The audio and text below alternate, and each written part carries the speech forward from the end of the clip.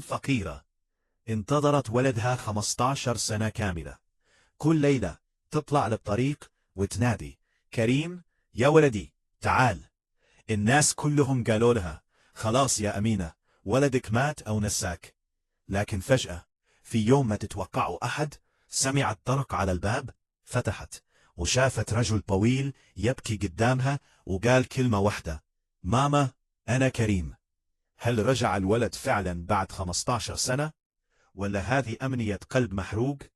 القصة اللي راح تذوبك ما تقدر تتخطاها. في قرية صغيرة فقيرة بعيدة عن الأنظار كانت تعيش أمينة.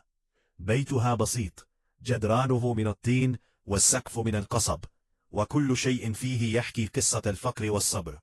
زوجها توفى من سنين وخلف لها ولد واحد اسمه كريم، عمره 5 سنين ونص.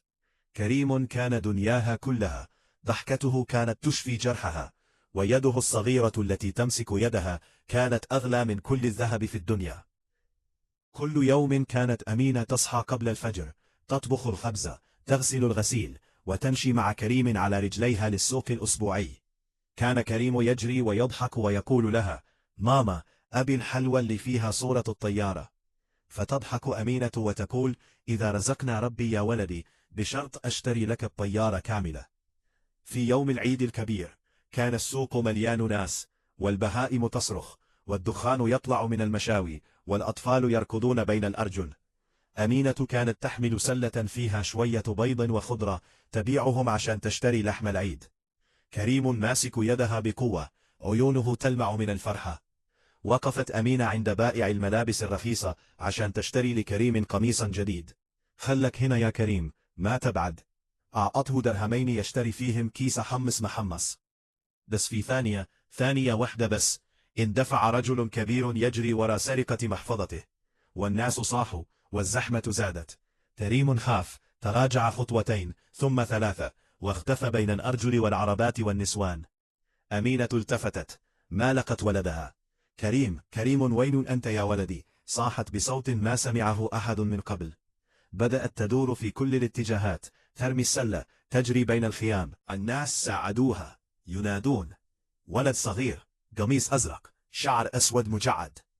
بحثوا ساعة، ساعتين، 3 ساعات، حتى المساء. الشرطة جات، سجلت الاسم، فتحت محضر، وقالوا لها: راح نلاقيه إن شاء الله. لكن كريم ما لقوه. رجعت أمينة للبيت في الظلام، رجليها تورمت، عيونها محمرة من البكاء. جلست قدام باب البيت وصاحت بصوت مكسور: يا ربي رجع لي ولدي، أنا ما عندي غيره، رجع لي كريم. من ذاك اليوم صارت حياة أمينة نار. السنة الأولى كانت أصعب ما في الدنيا. كل ليلة تطلع للطريق، تمشي لحد الفجر وتنادي: كريم يا ولدي، أمك هنا. الجيران يقولون لها: يا أمينة خلاص الله يعوضك. ترد عليهم بغضب: ما عندي عوض غير ولدي. هو اللي كان يضحك في الدار، هو اللي كان يجري وراي ويقول لي: ماما أحسن ماما في الدنيا. باعت الدجاج، باعت الخروف الصغير، وصرفت آخر فلوسها على الشيوخ والوراقين. واحد قال لها: ولدك عند عائلة غنية بعيد، وثاني قال: راح يرجع بعد سنة. كانت تصدق كل كلمة وتدفع آخر درهم. السنة الثانية بدأ الناس يتكلمون: مسكينة أمينة، ولدها ضاع وهي فقدت عقلها.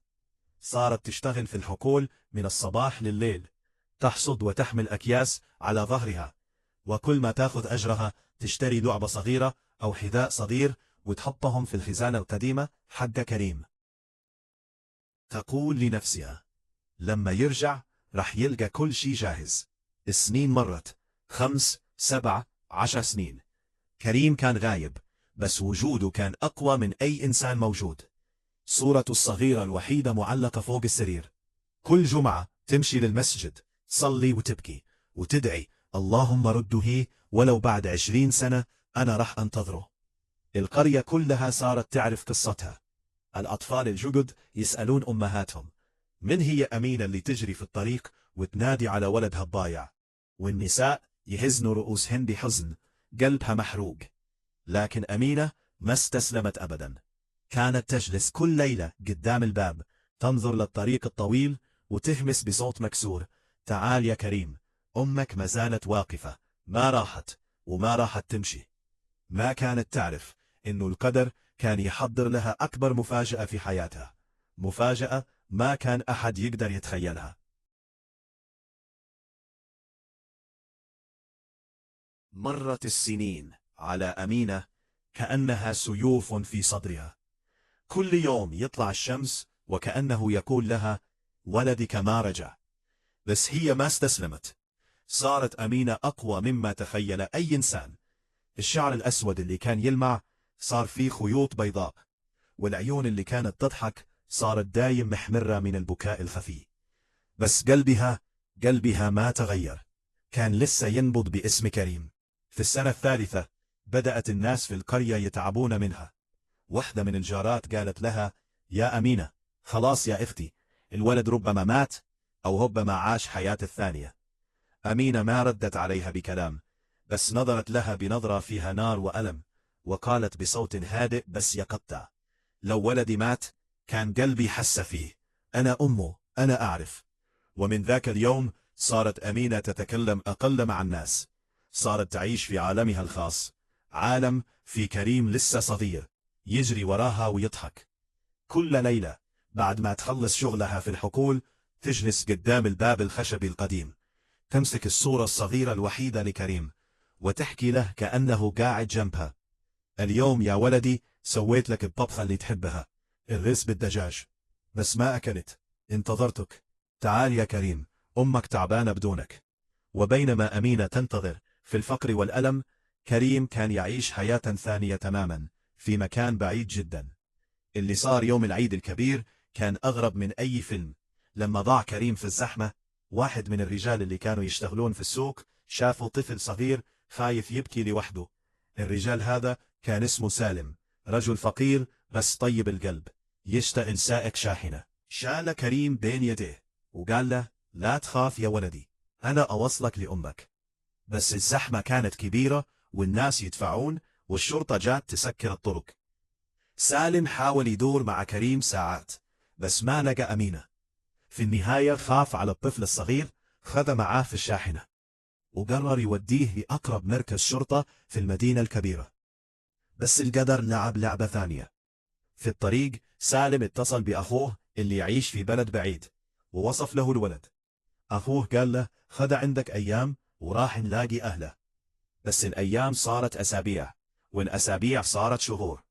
سالم ما قدر يرجع كريم لأنه ما عرف اسم القرية بالضبط، والشرطة في المدينة قالوا له ما في بلاغ يطابق الولد. فصار كريم يعيش مع سالم وزوجته اللي ما عندهم أولاد. سموه كريم لسه، بس أضافوا له اسم عائلتهم. كان كريم صغير ما يتذكر أمه كثير، بس في أحلامه كان يسمع صوت أنثى تحن عليه وتنادي: يا ولدي. كبر كريم في بيت متوسط، درس في مدارس حلوة، صار يحب كرة القدم وصار يضحك كثير. سالم وزوجته عاملوه كابنهم الحقيقي، بس في قرارة نفسه كان في فراغ. كل ما يشوف طفل صغير ماسك يد أمه في الشارع يحس بضيق في صدره بدون ما يدري ليش. مرت 10 سنين على كريم، صار عمره 15. سالم مات في حادث شاحنة زي أبو كريم الأول.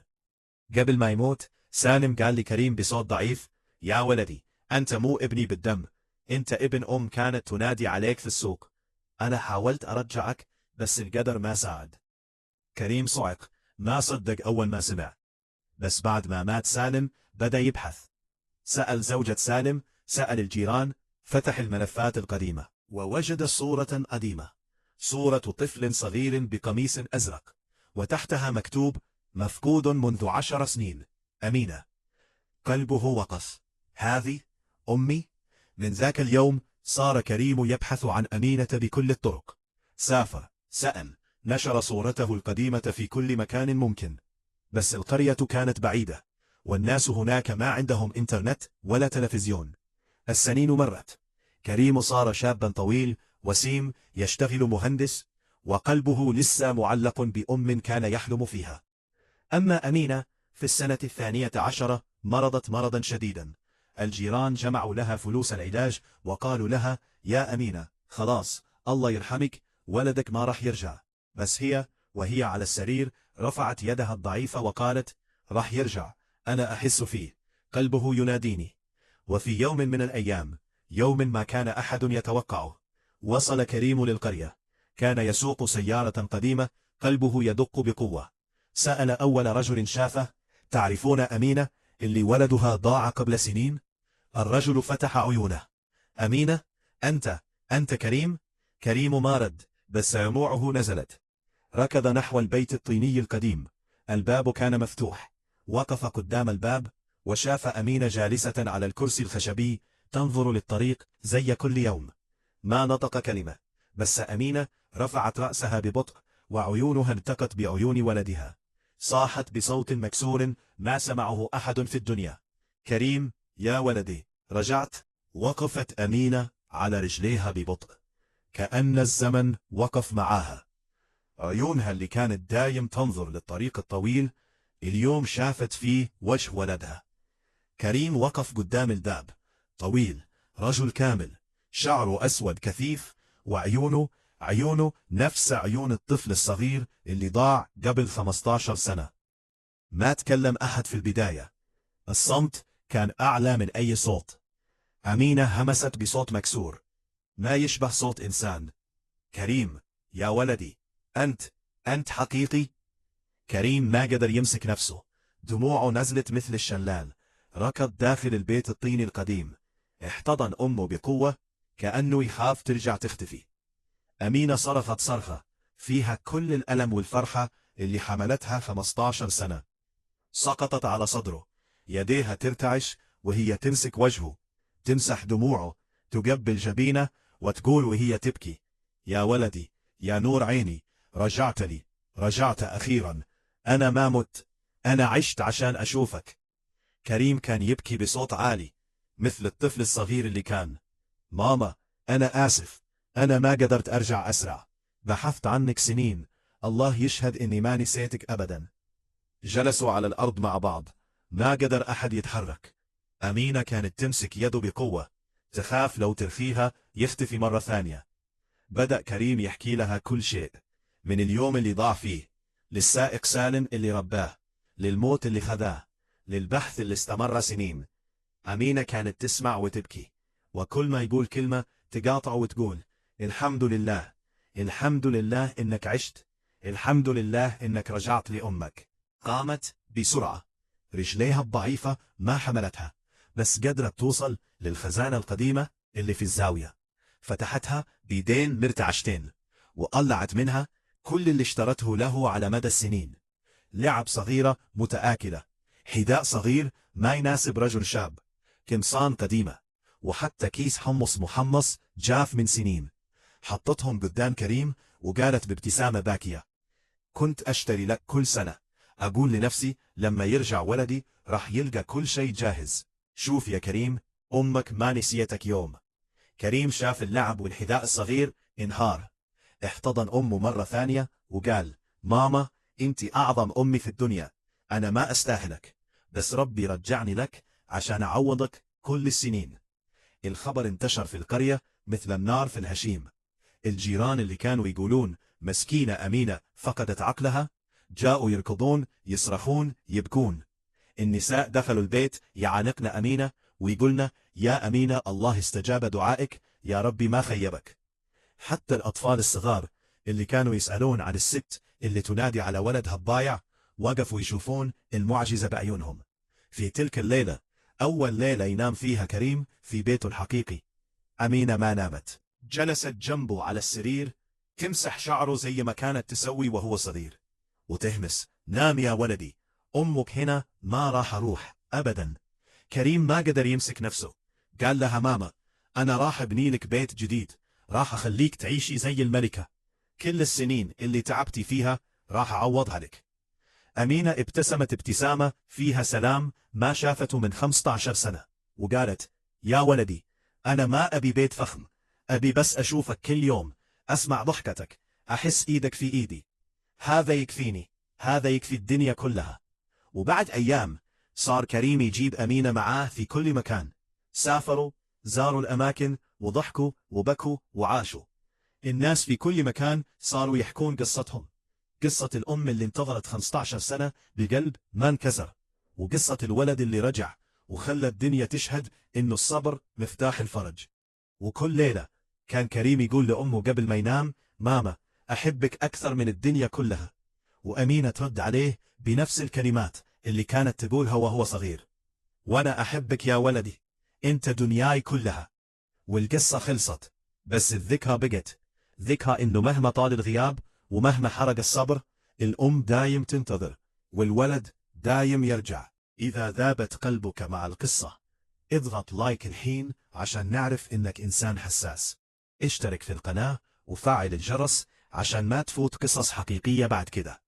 واكتب لي في التعليقات لو كنت مكان أمينة كنت راح تنتظر 15 سنة ولا تستسلم؟ أقوى تعليق راح أرد عليه بنفسي. شارك القصة مع واحد تحبه، لأن قصص الأمهات تستاهل تسمع. نشوفكم في القصة الجاية.